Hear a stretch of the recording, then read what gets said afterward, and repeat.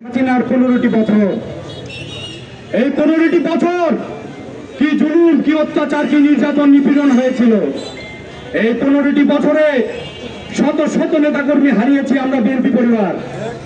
এই 15টি বছরে শত শত গুম হয়েছে, খুন হয়েছে, হাজার হাজার আহত হয়েছে। আমরা কিন্তু রাজপথ ছাড়িনি বন্ধুগণ। এই 17টি বছরে বিএনপির কোন নেতা কর্মী কারো আচরণে ঢুকে রাজনীতি করেনি বন্ধুগণ।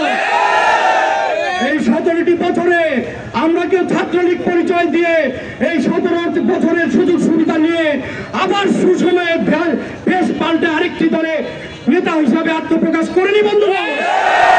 আমরা বিএনপি করেছি বুক চাপিয়ে, আমরা জেল খেটেছি, মামলা খেয়েছি, হামলা হয়েছে আমাদের উপর, কিন্তু আমরা মুনাফিকি করিনি বন্ধুগণ।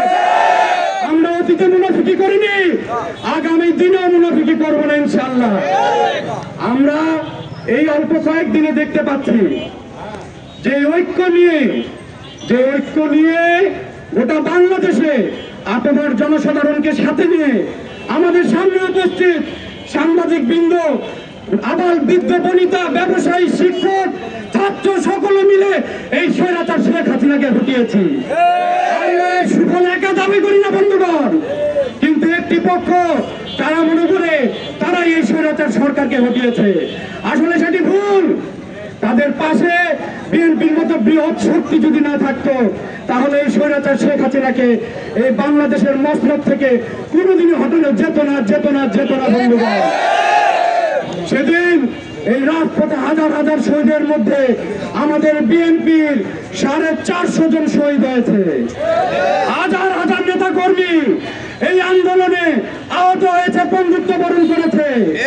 আমাদের ঠাকুরগাঁয় চারটি প্রাণ, তাজা প্রাণ চলে গেছে। আমাদের ঠাকুরগাঁয় চোখ হারিয়েছে এরকম অসংখ্য লোক রয়েছে। আমাদের ঠাকুরগাঁয় বন্ধুত্ব বরণ করেছে অসংখ্য লোক হয়েছে। আমাদের ঠাকুরগাঁয় মামলা হামলা খেয়েছে এরকম অসংখ্য লোক হয়েছে। সারা বাংলাদেশেরই একই চিত্র, কিন্তু আজ হঠাৎ করে দেখতে পাই কিছু সংখ্যক মুনাফিকি দলেরা যারা জান্নাতের টিকিট বিক্রি করছে বন্ধুগণ। জান্নাতের টিকিট বিক্রি করছে একদিকে, আরেকদিকে মানুষের বয়সে পরক্রিয়ায় লিপ্ত হচ্ছে। জান্নাতের টিকিট এত সহজ না বন্ধুগণ। মুনাফিকরা কোনোদিন জান্নাতে যেতে পারবে না। মুনাফিক কারা? মুনাফিক তারাই যাদের মুখে এক, অন্তরে আরেক। মুনাফিকদের উদ্দেশ্যে বলতে চাই, আপনারা একটি স্লোগান মনে রাখবেন। এই সবাই স্লোগানটা পড়বেন, দিল্লি গেছে স্বৈরাচার, দিল্লি যাবে রাজাকার, দিল্লি গেছে স্বৈরাচার, দিল্লি যাবে রাজাকার, রাজাকারের ঠিকানা এই বাংলায় হবে না, রাজাকারের ঠিকানা এই বাংলায় হবে না। ধন্যবাদ বন্ধুগণ। আরেকটি কথা বলে, যে সংগঠনের এখনো নিবন্ধন হয়নি, যে সংগঠন এখনো মার্কা পায়নি, যে সংগঠনে এখনো রাজনীতির ঘরে প্রবেশ করেনি, তারা বাংলাদেশের মসনদে বসে বাংলাদেশ চালাতে চায়। দেশ চালানো এত সহজ না, দেশের জনগণের ম্যান্ডেট পাওয়া এত সহজ না। আমাদের নেতা কর্মীরা দীর্ঘদিন এই বাংলাদেশের জনগণের সুখে দুঃখে পাশে দাঁড়িয়েছিল। আমাদের নেতা মির্জা ফখরুল ইসলাম আলমগীর শুধু বাংলাদেশের নয়, এশিয়া মহাদেশের মধ্যে সবচেয়ে স্বচ্ছ একজন ব্যক্তিত্ব। তার নেতৃত্বে বাংলাদেশ জাতীয়তাবাদী দল বিএনপি এই স্বৈরাচারের বিরুদ্ধে আন্দোলন সংগ্রাম করেছিল। এই 111-এ তন্ন করে মির্জা আলমগীরের নামে তারা ছিল কোন দুর্নীতি পায় কিনা, তন্ন করে খুঁজেও ডিজিএফআই, এনএসআই থেকে শুরু করে বাংলাদেশের এমন কোন ইন্টেলিজেন্স ব্রাঞ্চ নেই যারা তথ্য সংগ্রহ করার চেষ্টা করেনি। তারা কোন রকম মির্জা আলমগীরের নামে দুর্নীতি খুঁজে পায় নাই।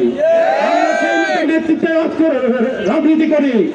আপনারা কিছুদিন আগে সেই নেতার বাড়ির সামনে বাজে স্লোগান দিয়েছিলেন। আমরা কিন্তু ধৈর্যের পরিচয় দিয়ে করতালির মাধ্যমে আপনাদেরকে উৎসাহিত করেছিলাম। আর হেসেছিলাম মনে মনে। আপনাদের সাথে দাড়ি টুপিওয়ালা ওরা কারা? ওরা কি ছাত্র? ওরা সেই গুপ্ত সংগঠনের নেতৃবৃন্দ যারা চোরাগুপ্ত হামলায় অভ্যস্ত, যারা বাংলাদেশের সিরিজ হামলার সাথে জড়িত, যারা মানুষের ছত্র ছায়ার রাজনীতি করে, বেশ বদল করে গিরগিটের মতো, যারা জান্নাতের টিকিট বিক্রি করে কিন্তু নিজের ভিত্তি ইমান আমলটুকু নাই বন্ধুগণ। অতএব সেই নিষিদ্ধ সংগঠনকে এবং যারা দিতে চাই আমাদের নেতা মির্জা ফখরুল ইসলাম আলমগীর স্যার। একটি কথা